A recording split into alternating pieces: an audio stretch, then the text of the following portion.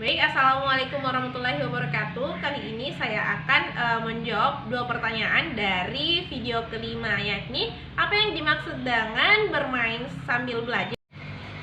Bermain sambil belajar ialah suatu kegiatan bermain yang di dalamnya terdapat unsur-unsur pelajaran. Nah, untuk di Bimba A, I, U, E, O itu sendiri, untuk bermainnya ialah ada tiga. Yang pertama adalah lagu Bimba yang disingkat menjadi Labimba.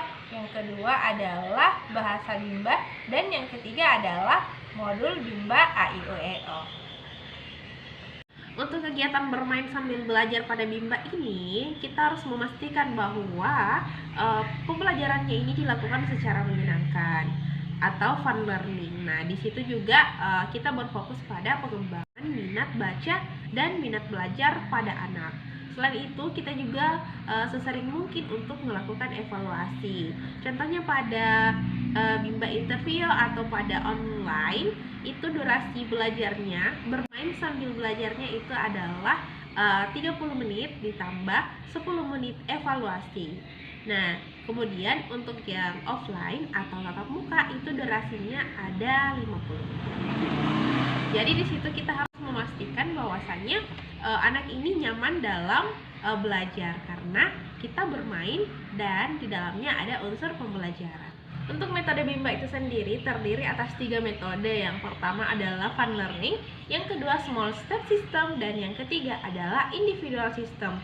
Nah, untuk fun learning ini adalah kegiatan belajar yang sepenuhnya menyenangkan. Caranya ialah dengan berdialog kepada anak, bercerita kepada anak, melakukan bahasa Bimba, bernyanyi lagu Bimba. Nah, itu semua dilakukan dengan metode yang menyenangkan.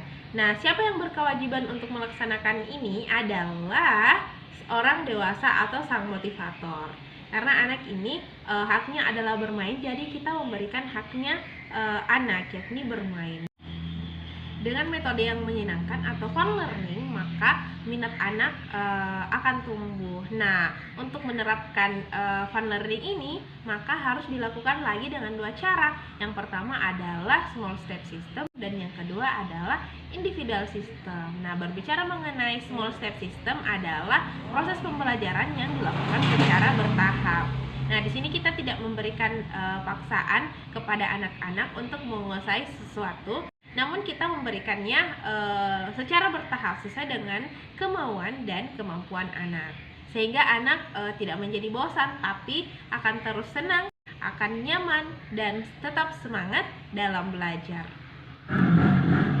Adapun cara untuk menerapkan small step system itu adalah dengan menerapkan individual system. Nah, kenapa? Karena pengertian dari individual system adalah proses pembelajaran yang berpusat pada subjek atau dalam hal ini anak. Nah, di sini individual system ini adalah untuk bagaimana mengetahui karakter anak, kemauan anak, dan kemampuan anak, sehingga kita sebagai motivator akan memahami anak ini. Kita akan mengetahui apa yang akan kita berikan kepada anak. Nah, di sini lagi-lagi kuncinya adalah kita tidak memaksa anak untuk bisa dan pintar untuk membaca, namun kita berpusat untuk mengembangkan minat pada anak, khususnya untuk minat belajar secara mandiri. Nah, untuk yang terakhir adalah metode khusus, yakni metode yang harus dikuasai oleh sang motivator, yaitu variation skill. Nah, di sini dimaksudkan adalah motivator mampu untuk memvariasikan setiap aspek dalam belajar. Nah, aspeknya itu ada 3. Yang pertama adalah aspek afektif yang berkaitan dengan perasaan, apakah anak senang atau tidak senang dalam belajar. Di sini contohnya adalah bermain, bernyanyi, kemudian berdongeng. Kemudian yang kedua adalah kemampuan psikomotorik. Nah, kemampuan psikomotorik ini adalah berkaitan dengan penggunaan anggota tubuh, baik itu mencoret ataupun menggambar. Nah, yang ketiga adalah kemampuan kognitif. Ini berkaitan dengan kerja otak, yakni bagaimana anak berhitung dan membaca.